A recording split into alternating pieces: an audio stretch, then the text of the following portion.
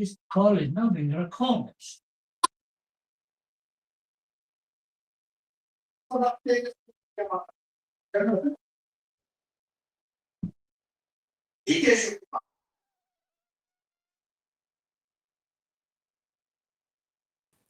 ನಮಸ್ಕಾರ ಗುರು.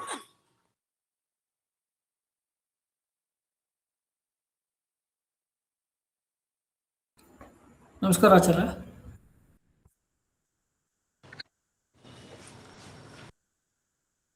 ಸುಮತಿಭಿರನುಮೇಜಂ ಶುಭ್ರಕಾಜಂ ಸಖಾಜಂ ಸುಖಮಜಮನಪಾಜಂ ಮುಕ್ತ್ಯುಪಾಯಂ ವಿಮಾಜಂ ನೃಹಜಮಹಮಮೇಜಂ ಧೇಜಮಾಮ್ನಾಜಗೇಜಂ ಸದಜಮಸದಜೇಜಂ ಶ್ರೀಸಹಾಜಂ ಭಜೇಜಂ ತಪಸ್ವಾಧ್ಯಾಯ ಶುಶ್ರೂಷಾ ಕೃಷ್ಣಪೂಜಾರತಂ ಮುನಿಂ ವಿಶ್ವೇಶಮಿಷ್ಟದಂ ವಂದೇ ಪರಿವ್ರಾಟ್ ಚಕ್ರವರ್ತಿನಂ. ಶ್ರೀ ಗುರುಭ್ಯೋ ನಮಃ. ಹರಿ ಓಂ.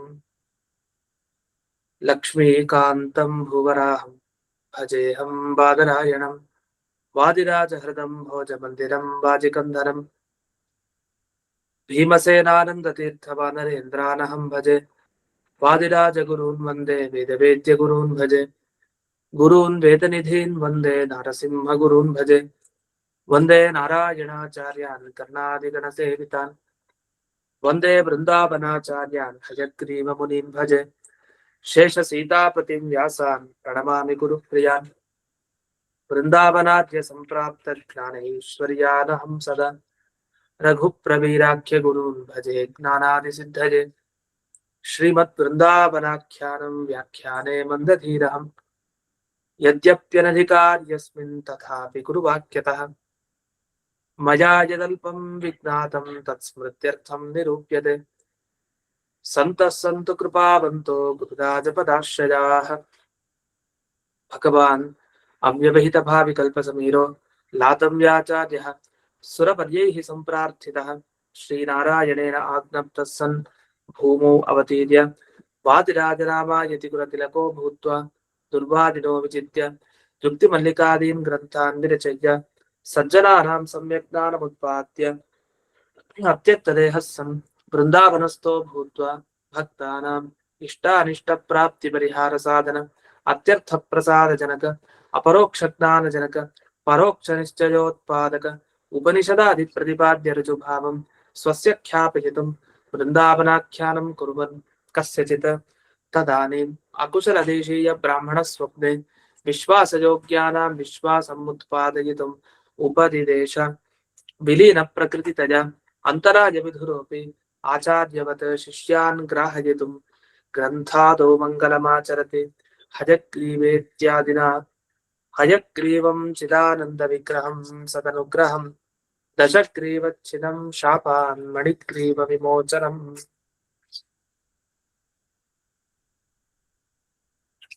81ನೇ ಶ್ಲೋಕದ ಕೊನೆಯ ಸಾಲಿನ ವಿವರಣೆ ಆಗ್ತಾ ಇದೆ. ಕುಜನಾ ಶಂಕಜಾ ಜಾತ ವೃಜಿನಾರ್ತಿಹರಂಚನೆ ಈ ಭಾಗದ ವಿವರಣೆ ದಿವಸ ನೋಡಿದ್ವಿ. ಕೆಲವರು ನಾಸ್ತಿಕರಾಗಬಹುದು ಅಥವಾ ನಾಸ್ತಿಕರಲ್ಲದೆ ಹೋದ್ರು ಆಸ್ತಿಕರು ಅಂತ ಹೇಳ್ಕೊಡೋರು ಮಾಡುವಂತ ಒಂದು ಅನೇಕ ತರಹದ ಶಂಕೆಗಳೇನಿದೆ ಅದನ್ನೆಲ್ಲ ಪರಿಹರಿಸಬೇಕಾಗಿದೆ. ಇದೆಲ್ಲ ಶಂಕೆ ಮಾಡಿದಾಗ ಏನಾಗುತ್ತೆ, ಸಾತ್ವಿಕ ಭಕ್ತರಿಗೆಲ್ಲ ಗೊಂದಲ ಆಗುತ್ತೆ. ಹೌದು ಹೀಗೆ ಇರಬಹುದು ಏನೋ ಅಂತ ಗೊಂದಲ ಆಗುತ್ತೆ. ಈ ತರದ ಗೊಂದಲನೆಲ್ಲ ಪರಿಹಾರ ಮಾಡ್ಬೇಕಾಗಿದೆ. ಗೊಂದಲ ಪರಿಹಾರ ಮಾಡೋದಕ್ಕಿಂತ ಗೊಂದಲ ಆದಾಗ ಏನಾಗುತ್ತೆ, ಅನೇಕ ದುಷ್ಕರ್ಮಗಳು ನಡೆಯುತ್ತೆ, ಕೆಟ್ಟ ಕಾರ್ಯಗಳು, ಅದರಿಂದ ಪಾಪಗಳು ಬರುತ್ತೆ. ಆ ಪಾಪವನ್ನ ಕಳೆದು ಸಜ್ಞಾನ ಕೊನೆಗೆ ಬರ್ಬೇಕು. ಈ ಜ್ಞಾನ ಬರ್ಬೇಕು ಅಂತ ಏನ್ ಮಾಡ್ಬೇಕು ಅಂತ ಅದಕ್ಕೆ ಉಪಾಯವನ್ನ ಹೇಳಲಿಕ್ಕೆ ಬಂದಿತ್ತು. ಅದರಲ್ಲಿ ಯಾವ್ಯಾವ ರೀತಿ ಶಂಕೆ ಮಾಡ್ತಾರೆ ಅಂತ ಯಾರೋ ಕುಜನರು, ಅದಕ್ಕೆ ಇಲ್ಲಿ ಒಂದಷ್ಟು ಉದಾಹರಣೆ ಕೊಟ್ಟಿದ್ದಾರೆ. ಒಂದು ಸ್ವಾತಂತ್ರ್ಯಾಖ್ಯಾನ ಅಪ್ರಮಾಣ ಅಂತ ಒಂದಾದರೆ, ಮತ್ತೊಂದು ಪುನಶ್ಚ ಸ್ವಸ್ಮಿನ್ ರುಜುತ್ವ ಭಾವಿಕಲ್ಪ ಸಮೀರತ್ವ ಅಭಾವ ರೂಪ ಆರೋಪಕರ ಪಾಪಿ ಜನ ಪರಿಹಾರಕತ್ವೇನ ಪ್ರಣಮತಿ ಅಂತ ಇಲ್ಲಿ ಕಣಗರಿ ಶ್ರೀನಿವಾಸಾಚಾರ್ಯರ ವ್ಯಾಖ್ಯಾನ ಹೇಳೋದು.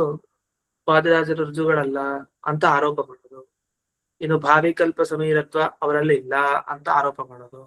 ಈ ತರ ಯಾರು ಪಾಪಿ ಜನರಿದಾರೋ ಅಂಥವರು ಮಾಡುವಂತಹ ಶಂಕೆಗಳೇನಿದ್ದಾರೆ, ಅಲ್ಲಿ ಕುಜನ ಅಂದ್ರೆ ಕುತ್ಸಿತ ಜನ ಅಂತ, ಅಂದ್ರೆ ತತ್ವವನ್ನ ನಂಬದೇ ಇರೋರು ಅಂತ ಅರ್ಥ. ಅಂತವರೆಲ್ಲ ಕುತ್ಸಿತರು ಅಂತ, ನಿಂದನೆಗೆ ಯೋಗ್ಯರು ಅಂತ ಅರ್ಥ. ಅಂಥವ್ರು ಯಾರು ಅಂತಂದ್ರೆ ಅದಕ್ಕೆ ಹೇಳ್ತಾರೆ, ಕುಜನರು ಅಂದ್ರೆ ತೀರಾ ನಾಸ್ತಿಕರು ಅಲ್ಲ, ಹಾಗಂತ ಆಸ್ತಿಕರು ಅಂತ ಹೇಳಲಿಕ್ಕೆ ಸಾಧ್ಯ ಇಲ್ಲ. ಯಾಕೆ? ಕೆಲವುದನ್ನ ಒಪ್ಪಿ ಕೆಲವುದನ್ನ ಒಪ್ತಾ ಇಲ್ಲ. ಅದಕ್ಕೆ ಹೇಳ್ತಾರೆ ವೈಷ್ಣವರ ತರ ಕಾಣ್ತಾರೆ, ಆದ್ರೆ ವೈಷ್ಣವರಲ್ಲ, ವೈಷ್ಣವ ಆಭಾಸರು. ಅದು ಯಾಕೆ? ಮದ್ ಉತ್ಕರ್ಷ ಅಸಹನಶೀಲ, ಆದಿರಾಜರ ಉತ್ಕರ್ಷ ಏನಿದೆ ಅದನ್ನ ಸಹಿಸದೇ ಇರುವಂತಹ ಸ್ವಭಾವದವರು ಅಂತ ಅರ್ಥ. ಈಗ ಕೆಲವರ ಉತ್ಕರ್ಷವನ್ನ ಕೆಲವರು ಸಹಿಸ್ಬೇಕು ಅಂತ ಲೋಕದಲ್ಲಿ ಹಾಗೆ ನೋಡ್ತಾನೆ ಇರ್ತೀವಿ. ಯಾರೆಲ್ಲಾದ್ರೂ ಉತ್ಕೃಷ್ಟ ಗುಣಗಳಿದ್ರೆ, ಯಾರೆಲ್ಲಾದ್ರೂ ಒಂದು ಅಗ್ರಗಾಮಿತ್ವ ಮುಂದೆ ಹೋಗ್ತಾ ಇದ್ರೆ ಅಂಥವ್ರ ಕಂಡ್ರೆ ಪ್ರಾಯ ಯಾರಿಗೂ ಆಗಲ್ಲ. ಆ ತರದ ಒಂದು ಸ್ವಭಾವ ಇದ್ದೇ ಇರುತ್ತೆ. ಹಾಗೆ ಮದ್ ಉತ್ಕರ್ಷ ಅಸಹನಶೀಲ, ಆದಿರಾಜರ ಉತ್ಕೃಷ್ಟತೆ ಏನಿದೆ ಅದನ್ನು ಸಹಿಸದೇ ಇರೋದೇ ಒಂದು ಸ್ವಭಾವ ಮಾಡ್ಕೊಂಡ್ಬಿಟ್ಟಿದ್ದಾರೆ. ಅಂಥ ವೈಷ್ಣವ ಆಭಾಸರು ಯಾರಿದ್ದಾರೆ ಅವ್ರೇನ್ ಮಾಡ್ತಾರೆ, ಅವರು ವಾದಿರಾಜರ ಸ್ವರೂಪದ ಬಗ್ಗೆ ಏನೇನು ಆರೋಪ ಮಾಡ್ತಾರೆ. ಆರೋಪ ಮಾಡಿದಾಗ ಏನೇನು ಅದನ್ನ ಕೇಳದವ್ರಿಗೆ ಗೊಂದಲ ಆಗಿ ಅವರೂ ಪಾಪ ಕರ್ಮಗಳನ್ನ ಮಾಡ್ಲಿಕ್ಕೆ ಹೋಗಿ ಪಾಪ ಘಟನೆಗಳನ್ನ ಏನೇನ್ ಮಾಡ್ಕೊಳ್ತಾರಲ್ಲ, ಆಗ ಅದನ್ನು ಪರಿಹರಿಸೋ ಕ್ರಮ ಹೇಗೆ ಅದನ್ನ ಪರಿಹಾರ ಮಾಡ್ಕೊಡೋದು? ಆಯ್ತು, ಕೆಟ್ಟವ್ರ ಸಹವಾಸದಿಂದ ಇಂಥ ದುಷ್ಟು ಬುದ್ಧಿ ಬಂದ್ಬಿಡ್ತು, ಹಾಗೆ ಭ್ರಮಿಸಿ ಎಲ್ಲ ಬಿಟ್ಬಿಟ್ಟ, ವಾದಿರಾಜರ ಬಗ್ಗೆ ಎಲ್ಲ ವಿಶ್ವಾಸ ಹೊರಟೋಯ್ತು. ಈ ರೀತಿಯಲ್ಲಿ ರುಜುತ್ವ ಮತ್ತೆ ಭಾವಿಕಲ್ಪ ಸಮೀರತ್ವ ಈ ಎಲ್ಲ ವಿಷಯದಲ್ಲಿ ಮತ್ತೆ ಆಖ್ಯಾನದ ಪ್ರಾಮಾಣ್ಯದ ಬಗ್ಗೆ ಹೋಯ್ತು. ಇದೆಲ್ಲ ಏನ್ ಮಾಡ್ಬೇಕಾಗ? ಅದಕ್ಕೆ ಹೇಳ್ತಾರೆ, ಆಗಿನ ಒಂದು ಪ್ರಸಂಗದಲ್ಲೇ ಹೇಗಾಗಿತ್ತು. ಯಾವಾಗ? ಮದೀಯಾನ ಅಂದ್ರೆ ನನ್ನವರು, ನನ್ನ ಭಕ್ತರು ಯಾರು? ಶೇಷ, ಸೀತಾಪತಿ, ವ್ಯಾಸ, ಇವರಿಗೆಲ್ಲ ಒಂದು ವೃಜಿನ ಅಂದ್ರೆ ಆ ಪಾಪ ಉಂಟಾಯ್ತಂತೆ. ಏನ್ ಪಾಪ ಉಂಟಾಯ್ತು ಅಂದ್ರೆ ಮನಃ ಕಾಲುಷ್ಯ ರೂಪ ಅಪರಾಧ, ಮನಸ್ಸು ಕಲುಷಿತ ಆಗೋಯ್ತಂತೆ. ಇಂಥವ್ರ ಮಾತು ಕೇಳಿ ಕೇಳಿ ಹೌದು ಹೌದು ಅಂತ ಅನಿಸ್ಬಿಡ್ತಂತೆ. ಆಗ ಅದರಿಂದ ಪಾಪಗಳನ್ನೆಲ್ಲ ಮಾಡ್ಲಿಕ್ಕೆ ಶುರು ಮಾಡಿದ್ರಂತೆ. ಅಂದ್ರೆ ಪಾಪ ಅಂದ್ರೆ ನಂಬ್ಲೇ ಇಲ್ಲ, ಹೌದು ಇದೇನ್ ಪ್ರಮಾಣ ಅಲ್ಲ, ಇವರು ರುಜು ಅಲ್ಲ, ಭಾವಿಕಲ್ಪ ಸಮೀರ ಅಲ್ಲ, ಹೀಗೆ ಒಂದೊಂದೊಂದೇ ಅದ್ರ ಬಗ್ಗೆ ಹೇಳೋದು, ಚಿಂತನೆ ಮಾಡೋದು, ಅಥವಾ ಬರೆಯೋದು, ಅಥವಾ ಇನ್ಯಾವುದೇ ರೀತಿ ಇದೆಲ್ಲ ಪಾಪಕ್ಕೆ ಕಾರಣ ಆಯ್ತು. ಇಂತಹ ಪಾಪಕ್ಕೆ ಕಾರಣ ಆದ್ಮೇಲೆ ಸಾಧನ ನಾಶಾಧಿಕ, ಏನೊಬ್ಬ ಸಾತ್ವಿಕ ಜೀವಿ ಆ ರುಜುದೇವತೆಗಳ ಅನುಗ್ರಹ ಪಡಿಬೇಕು, ಅದ ಅನುಗ್ರಹ ಪಡೆದ್ರೆ ಅವನು ಮೋಕ್ಷಕ್ಕೆ ಹೋಗ್ತಾನೆ, ಅವರ ಉಪದೇಶನು ಆಗ್ಬೇಕೆಲ್ಲ. ಆದ್ರೆ ಅದರಿಂದ ವಂಚಿತನಾಗೋದ, ಸಾಧನ ಮಾರ್ಗದಿಂದ ಭ್ರಷ್ಟನಾದ, ಪಕ್ಕಕ್ಕೆ ಹೊಟ್ಟೋದ.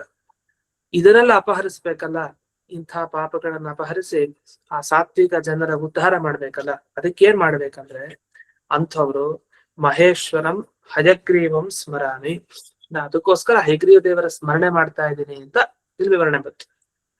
ಕೊನೆಗೆ ಏನ್ ಸಂಬಂಧ ಇದಕ್ಕೆ ಅಂದ್ರೆ, ತಾದೃಶ ಮನೋದೋಷ ಪುರಾಣ ಶ್ರವಣೇನ ನಶ್ಯತಿ ಇದೆ ಸಂಗ್ರಹೇಣ ಹಯವದನ ವರಾಹ ಕೃಷ್ಣ ಮಹಿಮಾನಂ ಬನ್ನಿ.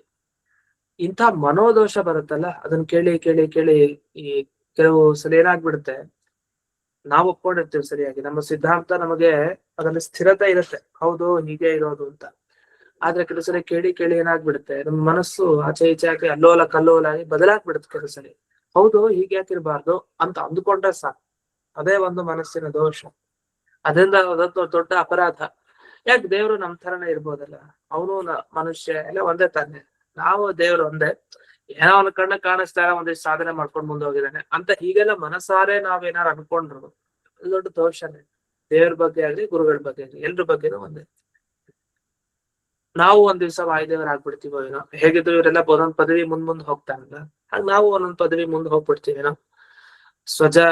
ಶತಜನ್ಮಭಿ ಪುಮಾನ್ ವಿರಿಂಚತಾಮೀತಿ ಅಂತ, ಅಂದ್ರೆ ಒಂದಿಷ್ಟು 100 ಜನ್ಮಗಳಷ್ಟು ಸರಿಯಾಗಿ ಸಾಧನೆ ಮಾಡಿದ್ರೆ ಅವ್ನು ಬ್ರಹ್ಮ ಪದವಿಗೆ ಹೋಗ್ಬಿಡ್ತಾನೆ ಅಂತ. ನಾವು ಬ್ರಹ್ಮ ಪದವಿಗೆ ಹೋಗುವಂತ ಜೀವನೇನೋ, ನಮ್ ಯೋಗ್ಯತೆ ಯಾರಿಗ್ ಗೊತ್ತು, ನಮ್ ಯೋಗ್ಯತೆ ಅಂತಹ ದೊಡ್ಡ ಯೋಗ್ಯತೆ ಆಗಿರ್ಬೋದೇನೋ ಅಂತ ಹೀಗೆಲ್ಲ ಏನೇನೋ ಆಶಂಕೆಗಳನ್ನ ಮಾಡ್ಕೊಂಡು, ಅಥವಾ ಇರೋ ಉತ್ತಮ ಸ್ಥಾನದಲ್ಲಿ ಯಾರಿದ್ದಾರೆ ಅಂಥವ್ರ ಬಗ್ಗೆ ದುರ್ಲಾಪ ಮಾಡಿ, ಪ್ರಲಾಪಗಳನ್ನ ಮಾಡಿ, ದುಷ್ಪ್ರಲಾಪ ಈ ರೀತಿ ಎಲ್ಲ ಮಾಡ್ತಾ ಹೋದ್ರೆ ಅವಾಗ ಏನು ಮನೋದೋಷ ಇದೆ ಆ ದೋಷದಿಂದಾಗಿ ಪಾಪ ಘಟನೆ ಆಗಿ ಸಾಧನ ನಾಶ ಎಲ್ಲ ಆಗತ್ತಲ್ಲ, ಏನ್ ಮಾಡ್ಕೊಡೋದು ಅಂದ್ರೆ ಪುರಾಣ ಶ್ರವಣೇನ ನಶ್ಯತಿ. ಪುರಾಣ ಕೇಳಿದ್ರೆ ಇದೆಲ್ಲ ಪಾಪ ಪರಿಹಾರ ಆಗತ್ತಂತ, ಮನೋದೋಷ.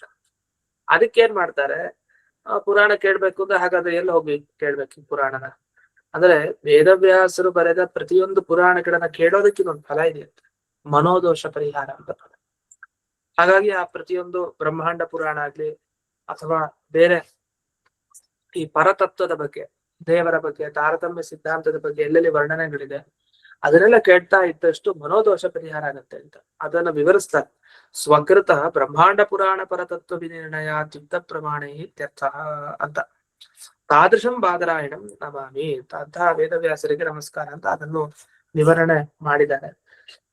ಹಾಗಾದ್ರೆ ಇಲ್ಲಿ ಪುರಾಣ ಶ್ರವಣ ಏನು ಅಂದ್ರೆ ಪುರಾಣವನ್ನು ಅವರೇ ಕೇಳಿಸ್ತಾರೆ ನಮ್ಗೆ. ಯಾಕಂದ್ರೆ ಮುಂದೆ ಒಂದು ಘಟನೆ ಹೇಳ್ತಾರೆ ಹಯಗ್ರೀವ ದೇವರ ಬಗ್ಗೆ, ಮತ್ತೆ ವರಾಹ ದೇವರ ಬಗ್ಗೆ, ಮತ್ತೆ ಕೃಷ್ಣನ ಬಗ್ಗೆ, ಇವರ ಮಹಿಮೆನೆಲ್ಲ ವರ್ಣನೆ ಮಾಡ್ತಾರೆ. ಇದೇ ಪುರಾಣದ ಘಟನೆಗಳು.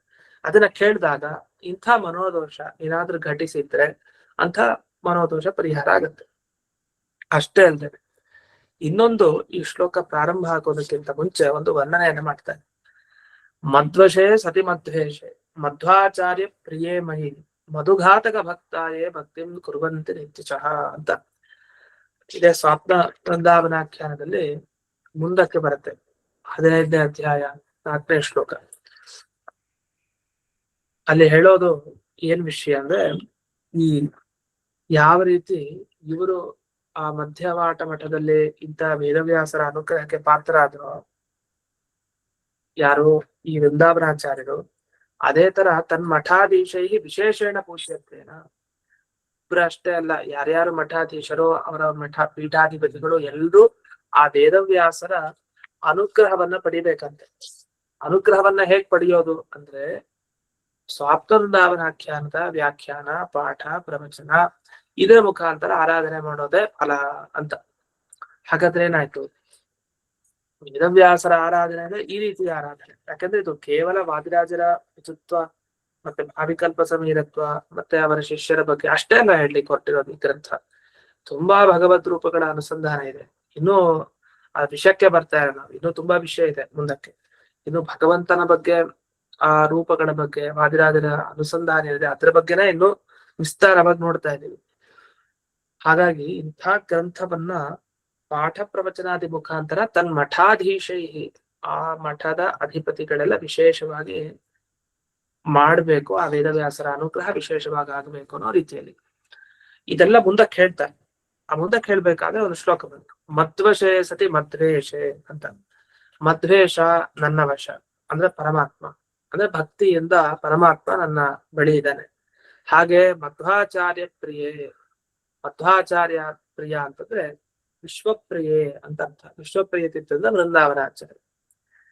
ಆ ವೃಂದಾವನಾಚಾರ್ಯರ ವಿಷಯದಲ್ಲಿ ಮಧುಘಾತಕ ಭಕ್ತಾಯೇ ಭಕ್ತಿಂ ಕುರ್ವಂತಿ ನಿತ್ಯಶಃ ಅಂತ ಮುಂದೆ ವ್ಯಾಖ್ಯಾನ ಮಾಡ್ತಾ ಅವರಿಗೆ ಸೂಚನೆ ಮಾಡ್ತಾ ಇದ್ದಾರೆ.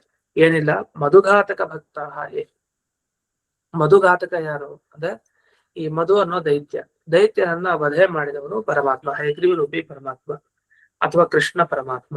ಅಂತ ಕೃಷ್ಣನ ಭಕ್ತರು ಯಾರಿದಾರೋ, ನಿತ್ಯವಾಗಿ ಯಾರು ಭಕ್ತಿಯನ್ನು ಮಾಡ್ತಾರೋ ಅಂಥವರಿಗೆ ವಿಶೇಷವಾಗಿ ಫಲಲಾಭ ಅಂತ. ವೃಂದಾವನಾಚಾರ್ಯರ ಬಗ್ಗೆ ವಿಶೇಷವಾದ ಭಕ್ತಿ, ಹಾಗೆ ಆಚಾರ್ಯರ ಬಗ್ಗೆ, ವಾದಿರಾಜರ ಬಗ್ಗೆ, ಹಾಗೆ ಮಧ್ವೇಶನ ಬಗ್ಗೆ ಅಂದ್ರೆ ಪರಮಾತ್ಮನ ಬಗ್ಗೆ, ಮತ್ತೆ ಮಧುಘಾತಕನ ಬಗ್ಗೆ, ಇವರೆಲ್ಲೆಲ್ಲ ಭಕ್ತಿ ಮಾಡ್ಲೇಬೇಕು. ಅಂತರ್ಯಾಮಿದೆಯ ಅದನ್ನ ಸಾಕ್ಷಾತ್ ಹೇಳಿಲ್ಲ, ಆದ್ರೆ ಪರಂಪರೆಯ ಅದನ್ನ ಅರ್ಥ ಮಾಡ್ಕೊಬೇಕು. ಈ ರೀತಿಯಲ್ಲಿ ಯಾವುದೇ ಒಂದು ಭಗವದ್ ರೂಪ, ಅದು ವೇದವ್ಯಾಸರಾಗ್ಲಿ, ಹಯಗ್ರೀವ ಆಗ್ಲಿ, ವರಾಹ ಆಗ್ಲಿ, ಇವ್ರ ಬಗ್ಗೆ ಎಲ್ಲ ಕೇಳ್ಬೇಕಂತೆ. ಏನ್ ಕೇಳ್ಬೇಕು ಅಂದ್ರೆ ಒಂದು ಹೇಳ್ತಾರೆ, ಹಯಗ್ರೀವ ದೇವರು ಮಾಡಿದ ಮಧು ಹನನ ಕಥನ, ಮಧು ಅನ್ನೋ ಅಸುರನನ್ನ ಹೊಂದಿತ್ತು. ಇನ್ನು ಭೂವರಾಹಾತ್ಮನ, ಭೂವರಾಹ ರೂಪದಿಂದ ಧರಣಿ ಗರ್ವ ಅಪಹಾರ, ಭೂತಾಯಿಯ ಗರ್ಭವನ್ನ ಅಪಹಾರ ಮಾಡಿತ್ತು. ಎರಡನೇ. ಮೂರನೇದು ಕೃಷ್ಣ ರೂಪೇಣ ಕೃತ ನರಕಾಸುರ ಹನನ ಕಥನೇನ, ಕೃಷ್ಣ ಮಾಡಿದ ಆ ನರಕಾಸುರ ಹನನ ಏನಿದೆ ಸಂಹಾರ, ಅದನ್ನ ಕೇಳ್ಬೇಕು. ಇದನ್ನೆಲ್ಲ ಕೇಳಿದಾಗ ಇಂಥ ಮನೋದೋಷಗಳ ಪರಿಹಾರ ಆಗತ್ತೆ ಅಂತ ಒಂದಾದ್ರೆ, ಮತ್ತೊಂದು ವಿಶೇಷವಾದ ಫಲವನ್ನ ಮುಂದಕ್ಕೆ ಹೇಳ್ತಾರೆ.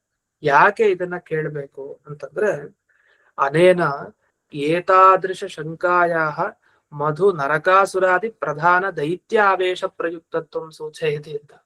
ಏನ್ ಸೂಚನೆ ಮಾಡ್ತಾ ಇದ್ರೆ ಈ ತರ ಕೆಟ್ಟ ಕೆಟ್ಟ ಪ್ರಶ್ನೆಗಳು ಬರುತ್ತಲ್ಲ, ಆಶಂಕೆಗಳು ಬರುತ್ತಲ್ಲ, ಹೀಗ್ಯಾಕೆ ಅಂತ ಈ ವೈಷ್ಣವ ಆಭಾಸ, ವೈಷ್ಣವರಂತೆ ಕಾಣಿಸೋದು ಏನೇನ್ ಪ್ರಶ್ನೆಗಳನ್ನ ಕೇಳ್ತಾರಲ್ಲ, ಇದೆಲ್ಲ ಯಾಕೆ ಬರುತ್ತೆ ಅಂದ್ರೆ ಒಳಗಡೆ ನಮ್ಮ ಬುದ್ಧಿ ಕೆಟ್ಟಿದೆ ಅಂದ್ರೆ, ನಮಗೆ ಅಜ್ಞಾನ ಇದೆ, ವಿಪರೀತ ಜ್ಞಾನ ಬರ್ತಾ ಇದೆ ಅಂತಂದ್ರೆ ಅದಕ್ಕೆ ಅರ್ಥ ಏನು?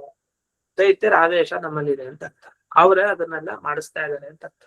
ಅದನ್ನ ಇಲ್ಲಿ ಮಧು, ನರಕಾಸುರ ಈ ತರ ಪ್ರಧಾನರಾದ ದೈತ್ಯರೇನಿದ್ದಾರೆ ಅವರ ಆವೇಶದಿಂದ ಈ ತರ ಶಂಕೆಗಳು ಬರುತ್ತೆ ಮನಸ್ಸಿಗೆ ಅಂತ ಅರ್ಥ. ಅದನ್ನ ಮಾಡೋದು ಹಾಗೆ ಆಗುತ್ತೆ.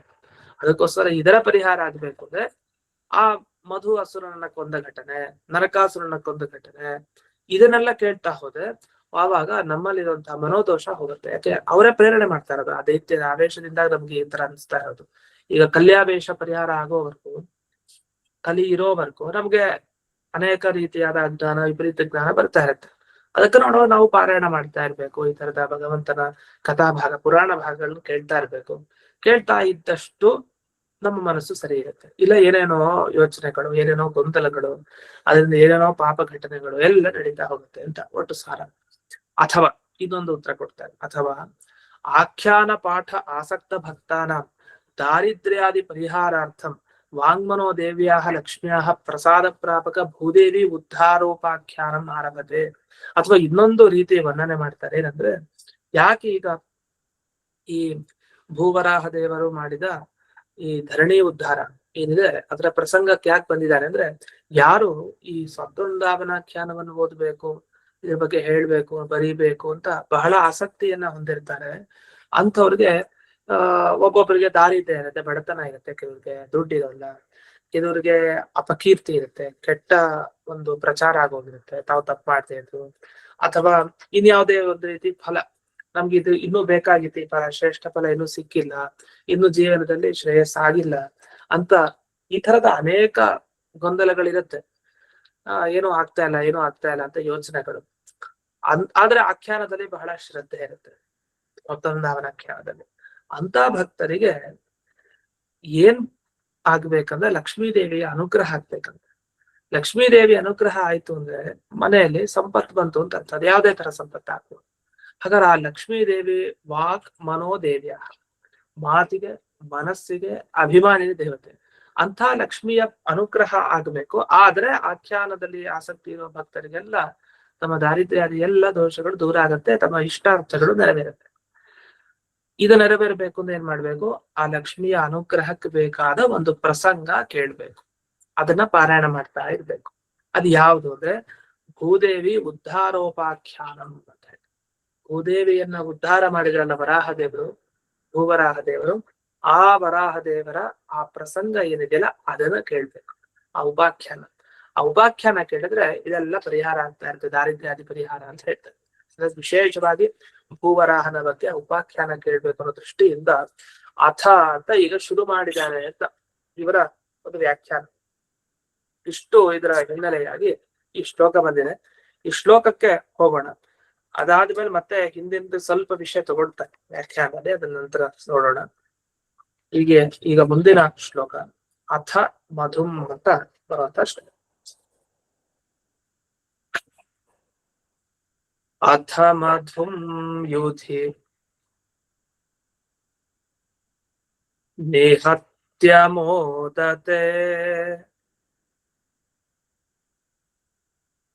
ಬುಧ ಜನೈರಭಿಹಿತೋ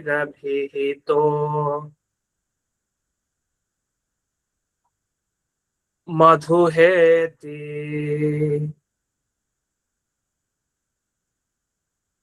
ವಿಧಿ ಭವೇಂದ್ರ ಗುರು ಪೂರ್ವಕೈ ಸುರೈಃ ಕುಸುಮವರ್ಷಿಭಿಃ ಕ್ರೀಡಿತಸ್ವರಾಟ್.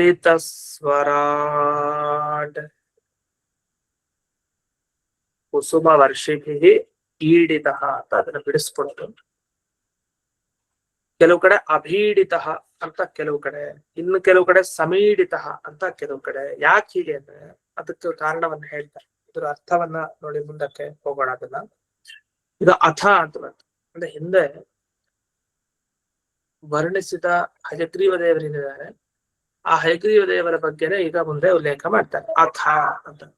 ಈ ಅಥ ಅನ್ನೋ ಶಬ್ದವನ್ನು ಬಳಸ್ತಾರಲ್ಲ, ಇದು ಬಹಳ ಮಂಗಲಪ್ರದವಾದದ್ದು.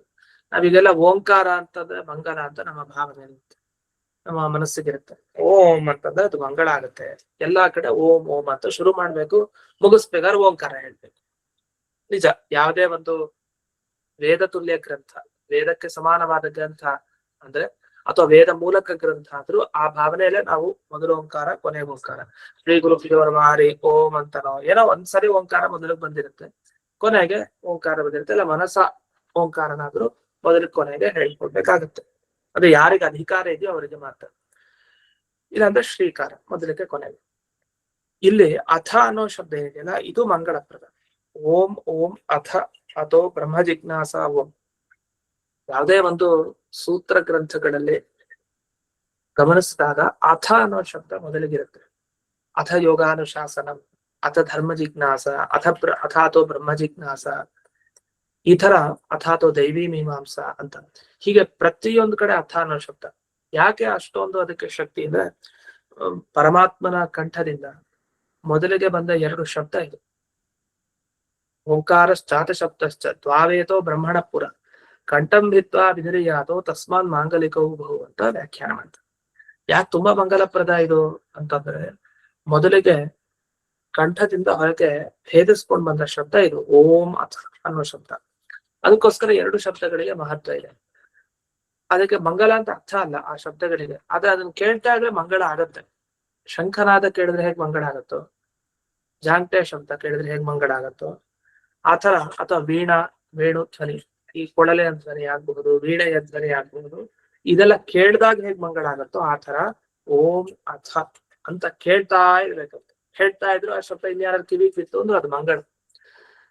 ಅದಕ್ಕೋಸ್ಕರ ಇಲ್ಲಿ ಈ ಎಲ್ಲ ದಾರಿದ್ರ್ಯ ಆದಿ ಎಲ್ಲ ದೋಷ ಪರಿಹಾರ ಆಗ್ಲಿ, ಮನಃ ಶುದ್ಧ ಆಗ್ಲಿ, ಮಂಗಳ ಸಿಗ್ಲಿ ಅಂತ ಹೇಳಿ ವಾದಿರಾಜರ ಅಭಿಪ್ರಾಯದಿಂದ ಅಥ ಮಧುಂ ಅಂತ ಅಥ ಅಂತ ಬಳಸಿ ಮುಂದಕ್ಕೆ ಹೊರಟಿದ್ದಾರೆ ಅಂತ ಇದೊಂದು ವ್ಯಾಖ್ಯಾನ ವಿಶೇಷ. ಸರಿ, ಮುಂದೆ ಹಯಗ್ರೀವ ದೇವರೇನ್ ಮಾಡಿದ್ರು? ಯುಧಿ ಮಧುಂ ನಿಹತ್ಯ, ಮಧು ದೈತ್ಯನ ಜೊತೆಗೆ ಯುದ್ಧ ಮಾಡಿದ್ರು. ಯುದ್ಧ ಮಾಡಿ ಅವನನ್ನ ಸಂಹಾರ ಮಾಡಿದ್ರು. ಸಂಹಾರ ಮಾಡಿ ಮೋದತೆ ಖುಷಿಯಾದ ಹಯಗ್ರೀವ ದೇವ. ಇಂಥ ಹಯಗ್ರೀವ ದೇವರನ್ನ ಯಾವ ಕಾರಣದಿಂದ ಮಧುದೈತ್ಯನ ಸಂಹಾರ ಮಾಡಿದ್ನೋ ಆ ಕಾರಣದಿಂದ ಅವನಿಗೆ ಮಧುಹ, ಮಧುದೈತ್ಯನ ಕೊಂದವನು ಅಂತ ಹೆಸರು ಬಂತು, ಮಧುಹ ಅಂತ. ಅದಕ್ಕೆ ಮಧುಸೂದನ ಅಂತ ಇನ್ನೊಂದು ರೀತಿಯಲ್ಲಿ ಕರೀತಾರೆ. ಅಂದ್ರೆ ಎಲ್ಲ ಭಗವದ್ ರೂಪ ಒಂದೇ, ಕೃಷ್ಣ ಆಗ್ಲಿ ಹಯಗ್ರೀವ ಆಗ್ಲಿ ಎಲ್ಲ ಒಂದೇ ರೂಪ. ಈ ತರ ಬುಧಜನೇರಭಿಹಿತ, ಬುಧಜನ ಅಂದ್ರೆ ಜ್ಞಾನಿಗಳು ಅಂತ ಅರ್ಥ. ಈ ಎಲ್ಲ ಜನರು ಜ್ಞಾನಿಗಳಾದವರೆಲ್ಲ ಈ ತರ ಕರೀತಾ ಇದ್ದಾರೆ.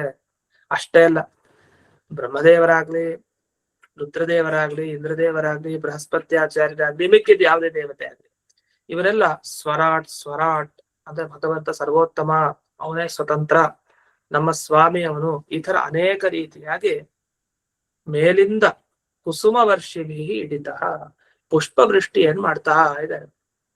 ಯಾರಿಗೆ? ಈ ಹಯಗ್ರೀವ ದೇವರಿಗೆ ಅಂತ.